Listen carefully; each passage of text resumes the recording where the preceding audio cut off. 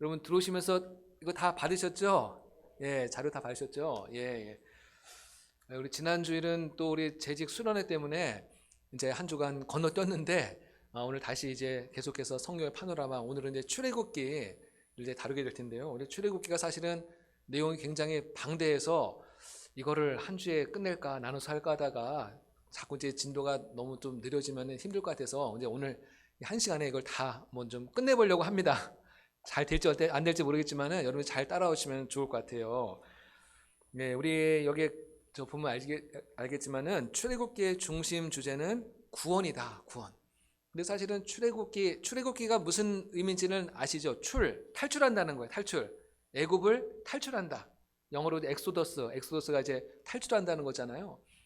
그래서 구원을 말하는 거거든요. 근데 사실은 성경에 나와 있는 모든 주제가 사실 다 구원에 이제 포커스가 맞춰져 있어요. 예를 들면은 그 요셉 때 그 뭐 애국과 온 나라가 기근으로 인해서 완전히 7년 동안, 여러분 7년 기근이면 완전히 나라가 어떻게 일어설 수가 없잖아요. 다 완전히 다 망하는 거잖아요. 근데 하나님께서 요셉을 애굽에 미리 보내셔가지고 다가올 그 재난을 준비하게 하시는 거거든요. 그래서 온 세계를 구원하는 거예요. 요셉을 통해서, 요셉 한 사람을 통해서 그 온 나라를 구원하는 것이고, 또 여리고성에 살고 있던 그 기생 라합의 가정, 그 여리고성이 완전히 이제 하나님의 심판을 받기 직전이었는데 또 라합의 가정이 구원을 받는 거잖아요.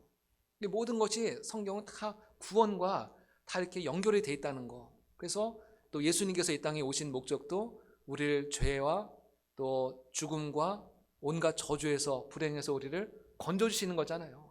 그래서 모든 주제가, 성경의 모든 주제는 이 구원에 맞춰져 있다. 우리가 항상 그 그림을 가지고서 접근하면 좋을 것 같습니다.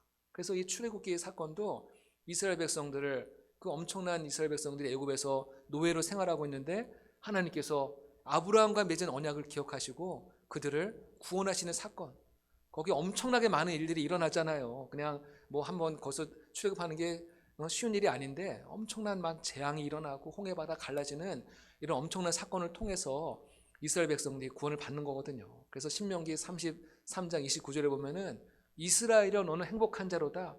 너같이 구원을 얻은 백성이 누가 있느냐. 하나님께서 이스라엘 백성들 특별히 사랑하셔서 그들을 애굽에서 건져주신 것이 얼마나 큰 행복이고 얼마나 큰 축복인지를 기억하라는 것이죠. 네, 오늘 이 내용 같이 한번 읽어볼까요? 하나님은부터 한번 같이 읽어보겠습니다. 시작. 하나님은 아브라함, 이삭, 야곱과 맺은 언약을 이행하시기 위하여 애굽에서 노예로 살아가던 그의 백성을 이끌어내셨고 40년간 광야를 방랑하는 동안 그들을 지키시면서 약속의 땅에 들어가도록 준비하셨습니다. 이스라엘은 애굽의 속박에서 벗어나 하나님과 언약의 관계 속으로 들어갑니다. 시내산 위에서 모세는 하나님의 백성으로 지켜야 할 율법과 광야에 세울 성막에 관한 말씀을 받습니다. 네, 그래서 이 출애굽기는 크게 이제 두 파트로 이렇게 나뉘어져 있는데 1장부터 18장까지는 그 출애굽의 그 과정들, 그 사건들 중심으로, 이야기체 중심으로 이루어져 있어요. 그래서 거기에 막 엄청난 박진감 넘치는 그런 이야기들, 흥미진진한 이야기들이 이제 많이 나오는데, 그 다음에 19장부터는 하나님께서 시내산에서 하나님께로부터 율법을 받고 또 십계명 받고 또 성막의 그 설계 도면을 거기서 봤거든요. 그래서 그 내용으로 쭉 설명하는 이제 이야기로 되어 있기 때문에 좀 그 다음부터는 약간 좀 딱딱하고 지루하게 느낄 수 있지만은 그 안에도 굉장히 하나님의 숨어있는 깊은 영적인 의미가 있다는 것을 우리가 좀 기억을 했으면 좋겠습니다. 그래서 우리 출애굽기 사건의 이제 배경을 먼저 보면은 그 이스라엘 백성들이 지금 애굽에서 지금 생활하고 있는 거잖아요. 근데 이스라엘 백성들이 왜 애굽에 들어가는지는 우리가 기억을 하시죠? 네, 전 세계가 지금 기근으로 죽기 직전이었는데 그 요셉이 그 애굽의 총리였었잖아요. 그래서 요셉이 이스라엘에 살고 있던 아버지와 그 가족들을 다 애굽으로 이주하라고 그렇게 이제 말씀을 해서 그 야곱의 70명의 그 가족들이 그때 당시에 애굽으로 다 이제 이주를 해서 고센이라고 하는 고센 땅에서 그들이 이제 정착을 하게 되죠. 그렇게 해서 그곳에서 이제 자손들 낳고 후손들 낳고 계속 이제 번성하기 시작하는데 이 약 400년의 이 기간 동안에 엄청나게 이스라엘의 인구가 엄청나게 증가하는 거예요. 여기 지금 나와 있지만은 입애굽, 애굽이라는 것은 애굽으로 들어간다는 거잖아요. 애굽으로 들어갈 때는 야곱의 70명의 식구들만 들어갔는데 400년 후에 출애굽할 때 이 애굽을 탈출하는 그때는 뭐라고 되어 있냐면 장정만 60만 명. 예, 장정 20세 이상되는 장정만 60만 명이면요. 그 아이들, 남자 어린 아이들, 노인들, 또 여자들 이렇게 가족하면은 최소가 200만 명, 많으면은 300만 명. 엄청나게 많은 그 인구가 거기서 출애굽을 해서 애굽을 다 이제 빠져나오는 거거든요. 그러니까 이만큼 이렇게 이스라엘 백성들이 막 번성하기 시작하니까 인구의 수가 막 점점점 막 기하급수적으로 늘어나기 시작하니까는 그 애굽의 바로 왕이 볼 때 어떤 두려움을 느끼는 거예요. 위협을 느끼는 거예요. 그 당시에는 전쟁이 많이 있었잖아요. 애굽도 주변에 많은 국가들과 전쟁을 해야 되는데, 근데 혹시 저 히브리 저 민족들이 우리의 적군들과 손을 잡고 내통해서 손을 잡고 애굽을 우리를 치면 어떡하나. 사실은 이스라엘 백성은 전혀 그런 생각도 안 하고 있었는데 그 바로 왕이 괜히 쓸데없는 그런 이제 상상을 하는 거예요. 그래서 자꾸만 이스라엘 백성들을 압제하고 이스라엘 백성들에게 자꾸 고된 노동을 시키고 어렵게 하는 거거든요. 그래도 자꾸만 이제 번성하니까는 나중에는 이 바로 왕이 어떤 정책을 하냐면은 이 아이가 태어날 때 남자아이가 태어나면은 어떻게 하라고 그랬어요? 다 죽이라는 거예요. 나일강에 던져서 다 죽이라는 아주 그런 무서운 명령을 이제 내리잖아요. 근데 그럼에도 불구하고 계속 이렇게 번성하게 되는데 그때 바로 이제 모세가 태어나는 것이죠. 그래서 모세의 이름의 의미는 뭐냐면은 물에서 건짐을 받았다, 구원을 받았다는 이제 그런 의미가 있는 것입니다. 그래서 이스라엘 백성들이 이렇게 바로 왕이 막 탄압을 하고 억제를 하고 그러니까는 하나님 앞에 막 부르짖는 거. 하나님, 우리 너무 힘들어요. 하나님, 우리를 구원해 주세요. 이러면서 하나님 앞에 막 탄식을 하면서 기도하니까 어떻게 되었냐면은 하나님이 그들의 고통 소리를 들으셨다. 출애굽기 2장 23절에 보면은 하나님이 그들이 고통하는 소리를 들으셨다는 거예요. 하나님 우리의 기도를 들으시는 하나님이신 줄 믿습니다. 하나님 앞에 기도하세요. 그리고 하나님은 아브라함과 맺었던 그 언약을 기억하시는 거예요. 여기 이제 제가 성경 구절을 몇 구절 넣어놨는데 특별히 창세기 15장에 보면은 하나님께서 400년 전에 아브라함과 이제 약속을 하면서 어떤 약속을 하냐면은 너희의 자손들이 이방 나라의 노예로 끌려가서 400년 동안을 거기서 압제를 받게 될 것이고 거기서 때가 되면은 큰 재물을 이끌고 거기서 나오게 될 것이다. 하나님께서 벌써 400년 전에 아브라함의 그 약속을 하셨거든요. 하나님께서 그 약속을 기억하시고 이제 그 애굽에 모세를 지도자로 보내셔가지고 출애굽을 하나님께서 그 약속을 지키시는 거예요. 하나님은 어떤 하나님이시냐면 약속을 지키시는 하나님. 아멘. 예, 그래서 하나님께서 이제 때가 되어서 이 모세를 호렙산에서 부르세요. 그 불타는 떨기나무에서 그 모세가 이제 저기서 막 나무가 불이 타고 있는데 이게 시간이 지나도 이 불이 없어지지 않는 거예요. 뭐 몇 날 며칠이 지난지는 모르겠지만은 그래서 모세가 호렙산 앞으로 다가가니까 그 떨기나무 앞으로 가니까는 하나님께서 말씀하시잖아요. 네가 지금 서 있는 땅은 거룩한 땅이니 내 발에서 신을 벗으라 하면서 하나님께서 모세에게 사명을 주시는 거예요. 출애굽에 어마어마한 사명을 주시잖아요. 그래서 여기 보니까는 40, 40, 40 써놨는데 이게 무슨 의미인지 아시는 분은 아실 거예요. 그렇죠? 모세가 처음 태어나서 그 애굽의 바로의 궁전에서 성장하잖아요. 40세까지는 그 바로의 궁전 안에서 정말 그 부귀영화를 누리면서 그 왕자로서의 그 모든 교육과 교양과 모든 훈련을 받으면서 거기서 아주 왕자로서 아주 멋지게 성장을 하잖아요. 제가 거기 썸바디 써 있는 거 보이시죠? 그때는 모세가 스스로 생각에는 나는 그래도 뭐가 좀 되는 사람이야 하면서 막 어깨에 힘도 들어가고 막 그랬을 거라고요. 근데 모세가 이제 애굽 사람을 죽이고 또 그 바로의 궁전에서 도망을 가서 광야로 도망을 가잖아요. 그래서 거기서 40년을 또 지내는 거예요. 40년 동안. 그때는 완전히 모세가 이제 나는 이제 끝났구나 하면서 노바디, 난 이제 아무것도 아니구나. 오늘 성가대 오늘 찬양에서 내가 주님 앞에 무엇입니까? 마른 막대기가 아닙니까? 완전히 이 모세가 완전히 마른 막대기처럼 이제 완전히 힘도 없고 어떤 의욕도 없어지는 그런 할아버지로 점점 이제 나이만 차가고 있는데 그 80세의 나이에 하나님께서 이 모세를 부르시는 거예요. 그래서 사명을 주시는 거거든요. 처음에는 막 거절하고 왜 하필이면 나입니까? 하필이면 왜 이제 와서 나를 부르십니까? 처음에는 많이 거절하고 저항도 하고 그랬지만은 하나님께서 모세에게 네가 가서 그 일을 하라고 그 사명을 주시잖아요.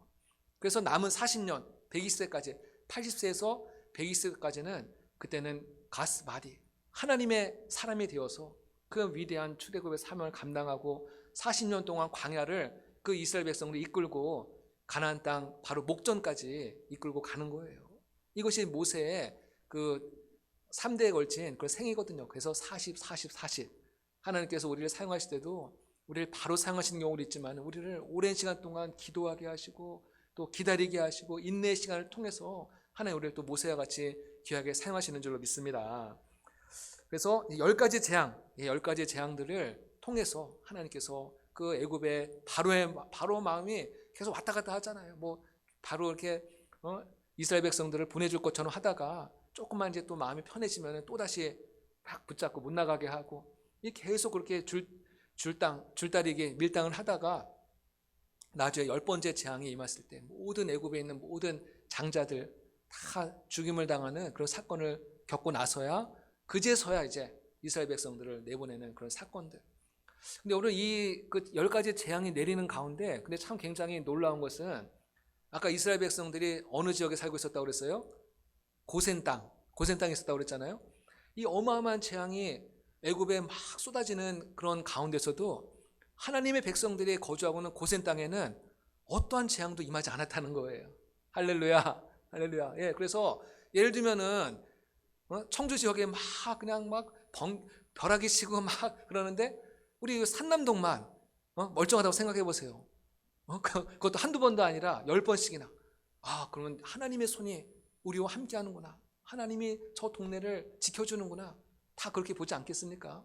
하나님께서 이스라엘 백성들을 하나님의 그 능력의 팔로 보호하셔서 모든 재앙이 그 애굽 땅에 미치는 가운데도 이 고센 땅에는 하나의 재앙도 미치지 않는 정말 그런 놀라운 기적을 하나님께서 행하셨다는 거예요. 하나님께서 그만큼 당신의 백성들을 사랑하시고 지켜주시고 보호하고 계시는 줄로 믿습니다. 그 다음에 이제 홍해 바다를 건너죠. 홍해 바다를 이제 건너는 사건이 나오고 또 모세가 시내산에서 하나님의 그 십계명과 하나님의 모든 이제 율법을 받는 그런 사건이 나오는데 제가 여기 4번에다가 홍해 사건과 시내산 사건을 이렇게 말씀을 드렸잖아요. 여러분 홍해 사건이 먼저예요? 시내산 사건이 먼저예요? 좀 헷갈리죠? 홍해 사건이 먼저죠. 홍해 바다를 먼저 건넜잖아요. 그러니까 이 홍해 사건은 뭘 의미하냐면은 은혜가 먼저라는 거예요. 우리가 은혜를 받은 다음에 은혜를 받은 백성들이 하나님의 백성으로서 어떻게 살아갈 것인가. 그래서 하나님께서 우리 율법을 주신 거거든요. 근데 우리가 순서가 바뀌면 안 돼요. 내가 율법을 잘 지켜야지 은혜를 받는다. 이것이 아니라 이 성경의 순서는 뭐냐면은 내가 먼저 은혜를 받은 다음에 그 다음에 하나님의 백성으로서 우리가 율법을 지키고 하나님의 말씀대로 살아가는 게 순서가 그렇게 된다는 것을 말씀드리려는 거예요. 예, 그 다음에 이제 5번에 보니까는 이스라엘 백성들이 이제 광야길을 걸어가잖아요. 광야에서 참 많은 그 광야가 여러분 저는 가보진 않았지만은 그 광야가 낮에는 엄청난 그 더위, 그 뜨거운 태양, 그 사람을 완전 죽이는 그런 더위가 있고 또 밤이 되면 또 그렇게 춥다고 그래요. 광야가. 그래서 막 두꺼운 옷을 입어야지 잠을 잘 수 있을 정도로. 그러니까 이렇게 굉장히 열악한 환경이지만은 하나님께서 이스라엘 백성들에게 구름 기둥과 불 기둥을 보내주셔서 40년을 광야를 지내는 동안에 끊임없이 주님께서 구름 기둥과 불 기둥을 그들에게 보내주셔서 그들이 그 광야 생활 가운데 지치지 않도록 또 아프지 않도록 하나님께서 그들을 그렇게 지켜주시고 보호하셨다는 거예요. 여러분 그리고 광야에서 먹을 게 어디 있겠어요? 광야에서 뭐 농사를 지을 수 있겠어요? 뭘 어떻게 하겠어요? 뭐 그러면 어떤 사람들이 그래요. 먹을 것이 없다 그러면 그럼 라면 끓여 먹으면 되잖아요. 요즘 애들은 그렇게 얘기한다 그러더라고요. 예, 광야에서 라면이 어디 있어요? 근데 하나님께서 40년 동안 한 번도 끊이지 않고 그들에게 만나를 주시고 메추락을 주시고 그 어마어마한 아까 한 300만 명 된다고 그랬잖아요. 여러분 지금 상상이 안 가시죠? 감이 안 오시죠? 그 어마어마한 그 광야에 하나님께서 늘 만나와 메추락을 주셔서 그들이 줄이지 않도록 그 광야에서 엄청나게 큰 식탁을 마련해 주신 것이죠. 그러니까 이스라엘 백성들은 그 구름 기둥과 불 기둥을 늘 바라보면서 만나와 메추라기를 늘 먹으면서 어떤 생각을 하냐면은 하나님이 오늘도 우리와 함께 하시는구나. 하나님이 오늘도 우리를 광야에서 버리지 않고 우리와 함께 하시는가를 늘 경험하고 하나님을 체험하는 거예요. 그래서 성경적으로 보면은 이 광야의 기간이 하나님과 이스라엘 백성들의 가장 가까웠던 기간, 밀월의 기간이었다. 그렇게 또 말하는 분도 있거든요. 근데 광야에서 늘 좋은 일만 있었던 건 아니죠. 광야에서 끊임없이 얼마나 불편하니까 끊임없이 원망하고 불평하고 또 막 모세에게 막 대들고 뭐 우리를 애굽에서 무덤이 없어서 우리를 광야로 이끌어내서 여기서 죽게 하려고 우리를 이끌어낸 거 아니야? 막 이렇게 막 말을 막 만들어내고 또 어떤 사람은 우리가 차라리 그냥 애굽으로 돌아가는 게 낫겠다. 너무 힘들다. 너무 고생한다. 우리 그냥 애굽으로 차라리 거기가 낫다. 왜냐면 애굽에 가면은 먹을 건 주잖아요.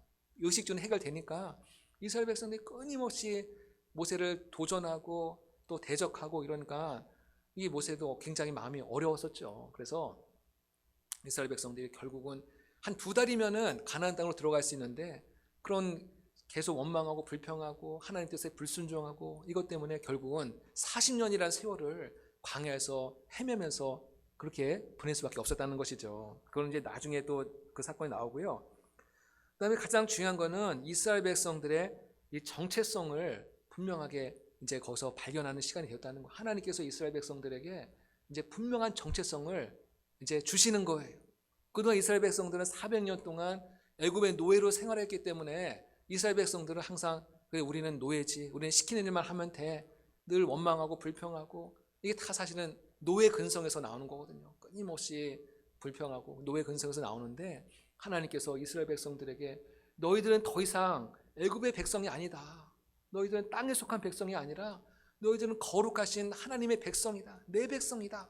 이거를 계속해서 말씀을 주시는 거예요. 그게 오늘 우리가 함께 읽은 출애굽기 15장 5절에서 6절까지의 말씀이거든요. 우리 5절에 보니까는 너희가 내 언약을 잘 지키면은 너희는 모든 민족 중에서 내 소유가 되겠다. 그 수많은 민족이 있지만은 그 민족 가운데서 너희는 내 소유가 되겠다. 이 내 소유라는 말을 킹제임스 버전 영어 성경에 보면은 너가 특별한 나의 보배가 되겠다는 거야. 특별한 보배. 그 많은 백성들 가운데서도 너희는 내가 택한 나의 백성이다. 나의 보배다. 그렇게 얘기하고 있고요. 또 6절에 보니까는 너희가 내게 대하여 제사장 나라가 되겠다. 제사장 나라. 다른 70인역이라고 하는 성경책에 보면은 이 제사장 나라를 왕같은 제사장이다. 그렇게 소개하고 있습니다. 왕같은 제사장이 될 것이다. 여러분 제사장이라는 말을 이제 폰티펙스라고 하는데 이 제사장이라는 의미는 어떤 의미를 갖고 있냐면은 다리를 놓는 사람이라는 의미가 있어요. 다리를 놓는 사람. 예, 그러니까 백성과 하나님 사이에서 다리를 놓는 사람, 연결하는 사람, 중재하는 사람 이런 의미가 있거든요. 그러니까 이 이스라엘 백성들을 통해서 이방인들이 하나님을 알게 될 것이고 또 하나님의 뜻을 이 제사장 나라가 이방인들에게 전하는 그런 사명을 하나님께서 주실 것이다. 그러니까 이스라엘 백성들에게 지금 엄청난 지금 그런 정체성을 부여하고 계시는 거예요. 그 이스라엘 백성들은 그게 사실은 처음 뭐가 뭔지 잘 몰랐겠죠. 늘 항상 애굽에서 노예로 살아왔기 때문에 이것이 얼마나 축복이고 얼마나 큰 사명인지를 처음에는 몰랐겠지만은 나중에 시간이 지나면서 그걸 깨닫게 되는 거거든요. 그래서 이스라엘 백성들에게 이런 너는 제사장 나라가 될 것이다. 예, 그리고 또 왕권을 갖게 될 것이다. 그래서 너희를 하나님께서 으뜸으로 세워주실 것이다. 하나님께서 사실 굉장히 이 제사장이라는 나라 속에는 엄청난 하나님의 축복과 특권과 사명이 이 속에 담겨져 있다는 거예요. 예, 그 다음에 너희는 거룩한 백성이 될 것이다. 이방 나라 사람들은 다들 죄악 가운데 살아가고 타락한 가운데 살아가지만은 너는 이 거룩이란 말은 구별된 삶을 살아가는 거거든요. 너는 이방인들과는 구별된 삶을 살아갈 것이다. 그래서 하나님께서 이스라엘 백성들에게 특별히 하나님의 계명, 십계명을 주시고 율법을 주심을 통해서 이것은 어떤 의미가 있냐면은 너희는 하나님께 구별된 백성이기 때문에 구별된 삶을 살아라. 우리에게 주시는 그런 사명이거든요. 예, 윤리적으로 도덕적으로 거룩한 삶을 살고 깨끗한 삶을 살아가도록 하나님께서 이스라엘 백성들에게 이런 축복을 주신 줄로 믿습니다.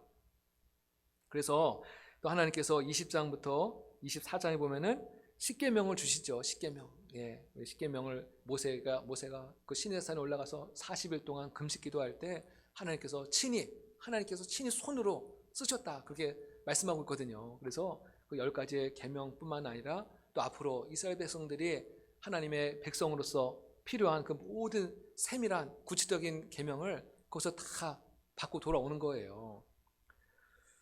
예, 그 다음에 이제 성막에 대한 이제 내용은 또 다음 장에 이제 나와 있는데, 그래서 하나님께서 이 성막, 이 광야에서 성막에서 또 하나님을 만나고 하나님을 예배하도록 성막을 또 하나님께서 이스라엘 백성에게 주셨는데, 이 모세에게 성막에 관한 그 모든 구조와 거기에 들어갈 모든 기물과 모든 것들 하나님이 다 설계도면을 구체적으로 다 알려주시는 거예요. 그래서 이스라엘 백성들은 이동할 때마다 항상 그 성막을 또 함께 이동하면서, 성막이 이스라엘 백성들 모든 12지파의 중앙에 있는 거예요. 위치해 있어요. 중앙에 위치해 있고, 그 모든 12지파가 동서남북으로 3지파씩 이렇게 진을 치면서 그렇게 생활한 거거든요. 여러분, 그래서 그 유럽에 가보면은 이제 지금 새로운 도시는 아마 이제 그렇지 않은 걸로 알고 있는데, 예전에 그 유럽이 다 기독교 국가였었잖아요. 그래서 기독교 국가였는데 그 도시를 건설할 때 보면은 굉장히 어떤 중요한 원리가 있었는데, 그 중앙에, 그 도시 중앙에는 항상 교회라든지 성전을 가장 중앙에 세우고, 또 바로 옆에 관공서를 이렇게 세우더라고요. 제가 독일에 있을 때 보니까는 실제로 그렇더라고요. 관공서들이 중요한 기관들이 있고, 그 다음에 시장이 있어요. 시장이 이렇게 형성이 되어 있고, 또 그 다음으로 이제 일반 주택들이 쭉 이렇게 형성이 되어 있더라고요. 근데 다 여기 성경에서 그 원리가 온 거예요. 그래서 이 도시의 중심에는 항상 하나님의 그 성전, 거룩한 성전이 위치해 있고, 그 주변에 따라서 이제 다른 모든 건물들이 이제 쭉 포진하게 된 거거든요. 이게 성막의 구조가 바로 그런 거예요. 성막이 가운 중심에 있고 동서남북으로 12지파가 진을 치고 있는 이제 그런 모습을 생각하시면 될 것 같아요. 그래서 이 출애굽기 안에 그 장차 오실 메시아, 장차 오실 예수 그리스도에 대한 굉장히 중요한 사건들이 이제 몇 가지가 나오거든요. 그래서 우리 출애굽할 때 그 유월절 어린 양, 예, 이 사건은 뭐 너무나 아주 유명한 사건이죠. 그 10가지 마지막 재앙이 바로 이 그 유월절 재앙이잖아요. 그래서 하나님께서 그 이스라엘 백성들을 구원하시기 위해서 이제 유월절이 되면 하나님의 그 사자가 애굽의 온 지역을 이제 두루 다니게 될 텐데, 그 재앙을 피할 수 있는 길을 알려주잖아요. 그래서 그게 뭐냐면은 그 어린 양의 피를 그 문설주 인방에다가 다 바르라는 거예요. 예, 그러면은 이 여호와의 사자가 애굽 땅을 두루 이렇게 다닐 때 그 문방에 어린 양의 피가 있는 그 가정은 넘어가는 거예요. 패스오버. 그래서 유월이라는 말이 좀 어렵지만은 넘어간다는 의미가 있어요. 넘어간다. 패스오버. 그 집은, 그러니까 하나님의 사자는 다른 건 보지 않는 거예요. 여러분, 이스라엘 백성들이라고 다 뭐 착하고 말 잘 듣는 사람만 있었겠어요? 이스라엘 백성들도 얼마든지 거기도 악한 사람도 있고 사기꾼도 있고 뭐 별의별 죄인들도 많이 있었겠죠. 근데 그 여호와의 사자가 본 것은 그 사람들이 얼마나 착하냐 의롭냐 이걸 본 것이 아니라 그 집 문방에 피가 있느냐 없느냐, 어린 양의 피가 있느냐 없느냐, 그거 하나만 보는 거예요. 한번 저는 그래서 이런 생각도 해봤어요. 만약 애굽 사람들이 9가지 재앙을 당하는 동안에 이스라엘 사람들대로 하니까는 이게 뭔가 좀 길이 있는 것 같거든요. 그래서 애굽 사람들도 우리도 한번 그러면 저 사람들 따라서 한번 따라해 볼까? 뭐 성경에 나오는 얘기는 아니지만은, 그래서 만약 애굽인들도 똑같이 자기들도 그 문설주에다가 피를 발랐다면 어떻게 됐을까? 저는 그러면 그 여호와의 사자는 피만 보는 거기 때문에 애굽인들도 거기서 구원을 받지 않았을까? 근데 물론 이거는 이스라엘 백성들에게만 특별히 주신 그런 말씀이었기 때문에 그 애굽인들까지 그렇게 했다는 기록은 없습니다. 근데 만일 애굽인들도 그렇게 똑같이 따라했다면은 그들도 분명히 그 재앙이 넘어갔을 거라고요. 그래서 이건 뭘 말하냐면은 우리가 하나님 앞에 구원을 받는 것이 내가 의롭고 착하고 뭐 교회 봉사도 많이 하고 이래서 그것이 아니라는 거예요. 우리의 마음에 그 문설주에 어린 양의 그 피, 예수 그리스도의 그 보혈이 그 있으면은 그 사람은 다 구원을 받게 된다는 것을 우리에게 예시적으로 보여준 사건이라는 거예요. 아멘. 여러분의 마음에 주님의 보혈이 다 있습니까? 아멘. 예, 어떨 때는 있는 것 같고 어떨 때는 없는 것 같고, 그게 아니라 우리가 예수님을 내 마음의 중심에 모셔드리고 산다면요, 우리의 마음 가운데 내가 알든 내가 알지 못하든 우리의 마음에 어린 양의 피가 있는 줄로 믿습니다. 예, 그것이 하나님의 은혜인 거예요. 그래서 그다음에 이제 또 이 모세가 탄생할 때 그 유아 살해 사건이 있었잖아요. 요즘 우리 수요일 날 마태복음 강해를 하는데 지난주에 이걸 다뤘었잖아요. 헤롯 왕이 예수님이 탄생하던 그때 2살 아래 모든 베들레헴에 사는 그 어린 아이들을 다 죽이는 그런 사건이 있었잖아요. 네, 이거 예수님의 앞으로 오실 예수님에 대한 하나의 예표적인 사건이라는 것을 보여주고 있고요. 그다음에 모세와 이스라엘 백성들이 그 40년 동안 그 광야에서 생활하고 또 모세가 40일 동안을 금식하면서 그 시내산에서 하나님 율법을 받았잖아요. 예수님도 공생애를 처음 시작하실 때 40일 동안 어떻게 하셨어요? 금식하셨잖아요. 금식하시면서 기도하시면서 이 공생애를 준비하시는 그런 모습들이 이게 다 이렇게 지금 오버랩이 되는 거예요. 또 모세가 시내산에서 십계명을 받아서 이스라엘 백성들에게 그 계명을 가르쳤잖아요. 그런 것처럼 마태복음을 보면은 하나님 그 예수님께서 산상순 산에서 하나님의 말씀을 선포하시잖아요. 이것이 다 서로 연결이 되어 있다는 것이죠. 그 다음에 그 이스라엘 백성들이 홍해를 건너는 사건을 이제 기록하고 있잖아요. 그 이스라엘의 역사에서 굉장히 아주 큰 사건인데, 근데 이 홍해를 건너는 사건을 여기 로마서라든지 고린도전서에 보면은 이 성도들이 세례를 받는 걸로 이제 그렇게 이거를 영적으로 해석을 하는 거예요.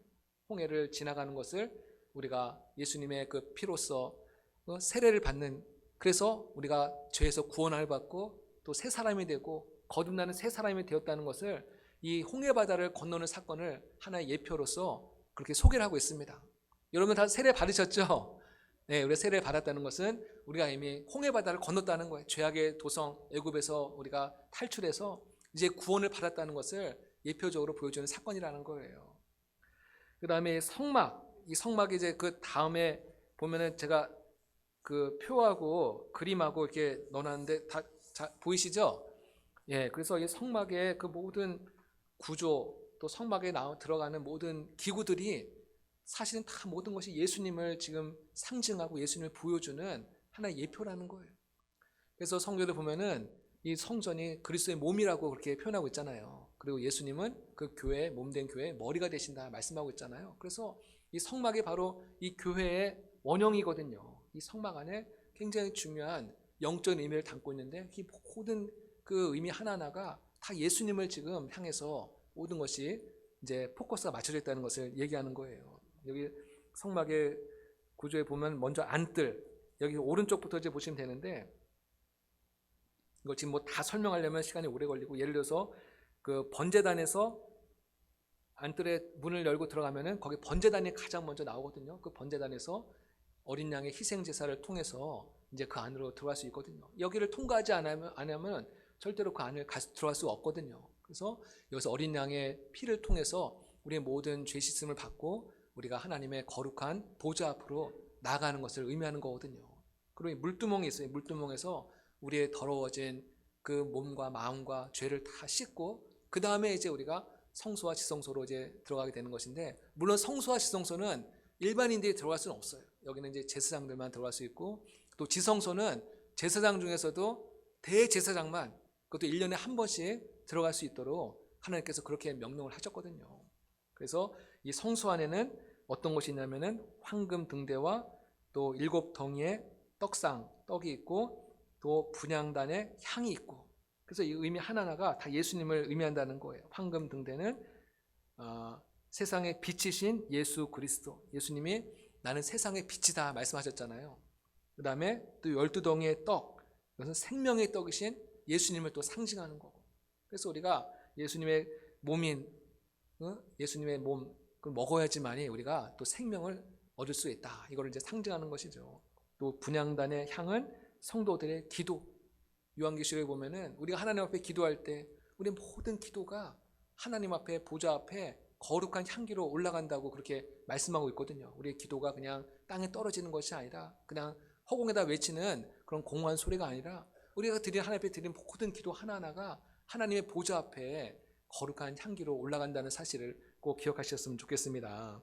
그 다음에 지성소는 이 성소와 지성소 사이에 이제 커튼이 가려져 있는 거예요. 그래서 아무나 지성소에 들어갔다가는 그 자리에서 그냥 바로 죽고 말거든요. 이 지성소는 제가 전에 주일날 한번 설교 드렸는데 지극히 거룩한 처소다, 지극히 거룩한 곳이기 때문에 이곳은 아무나 들어갈 수 없고 대제사장만이 1년에 한 번씩 그 안에 들어가서 하나님을 만나고 대제사장이 거기서 백성들의 죄를 위해서 하나님 앞에 기도하는 거룩한 장소거든요.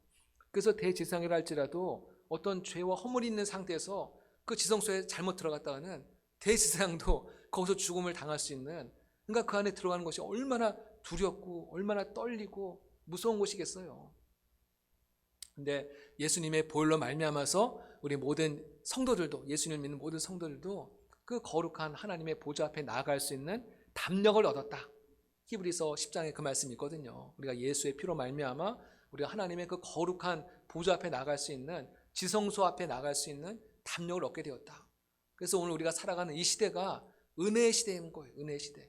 구약에 만일 시대에 살았으면 우리도 정말 늘 두려움 가운데 살아갔을 텐데, 예수님의 그 십자가의 은혜로 말미암아서 예수님 그 십자가에서 죽으시는 그 순간에 성소와 지성소를 가로막고 있던 그 휘장이 위에서부터 아래로 쫙 찢어지잖아요.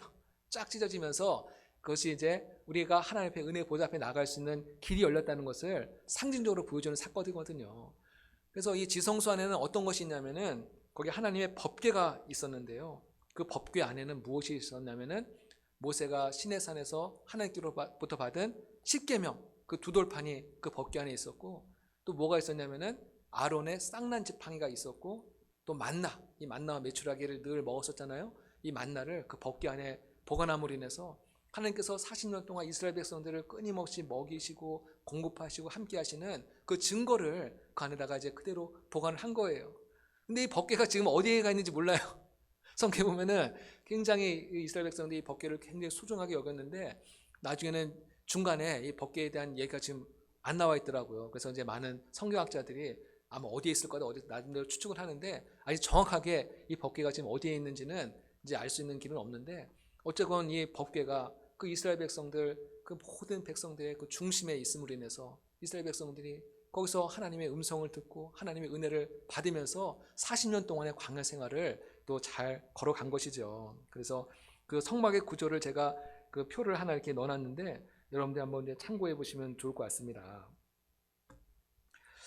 예, 이렇게 출애굽기에 이런 굉장히 다양한 내용들이 나와 있다는 것을 여러분들이 또 한번 기억하시면 좋겠고요. 그래서 특히 지성소 이 법궤 안에 뭐가 있느냐, 아론의 쌍난 지팡이, 만나, 십계명, 이런 건 나중에 성경 퀴즈 나올 때 또 굉장히 단골로 나올 수 있는 그런 이제 문제니까 여러분들 다 꼭 숙지하면 좋고 외우시면 더 좋을 것 같습니다. 예, 우리 마무리하면서 한번 같이 읽어볼까요? 시작. 출애굽 사건은 예수님의 십자가를 통하여 우리를 죄에서 구원하신 사건의 모형입니다. 주님의 은혜로 구원받은 성도들은 우리에게 참 자유를 주신 하나님의 은혜에 감사하며 예배하는 삶을 살아야겠습니다. 또한 우리는 더 이상 과거의 죄된 생활, 우상 숭배의 모습으로 돌아가는 어리석은 자들이 되어서는 안 됩니다. 특별히 우리에게 주어진 왕같은 제사장으로서의 정체성과 거룩한 백성으로 살아가야 할 사명을 새롭게 인식하며 살아감으로 하나님께 영광을 올려드리는 삶을 살아가시기를 바랍니다. 예, 아멘, 아멘. 예, 이렇게 해서 오늘 출애굽기 강의를 마치고 우리 다음 주에는 레위기죠. 예, 창출, 민신, 예, 레위기 말씀으로 또 여러분 또 찾아뵙도록 하겠습니다. 우리 잠깐 기도하도록 하겠습니다. 하나님 아버지 감사합니다. 오늘 저희들 또 출애굽기 또 귀한 강해를 들을 수 있도록 은혜 주시니 감사합니다. 많은 내용을 또 이렇게 함축적으로 설명하다 보니 또 이해가 안 되는 분도 많이 있겠지만은 우리가 또 하나님의 말씀을 또 읽는 가운데서 모든 것들이 생각나게 하시고 깨달아지는 은혜가 있게 하여 주시오며, 우리를 죄에서 건져주시고 구원하신 예수 그리스도의 그 귀한 은혜를 늘 마음에 새기게 하여 주시옵고, 그 은혜를 감사하게 하시고 그 주님을 예배하며 섬기는 우리 모두 될 수 있도록 은혜 허락하여 주시옵소서.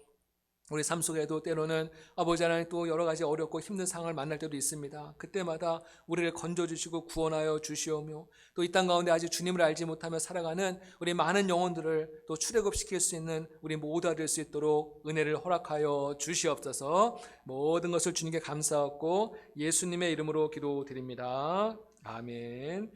우리 찬송 265장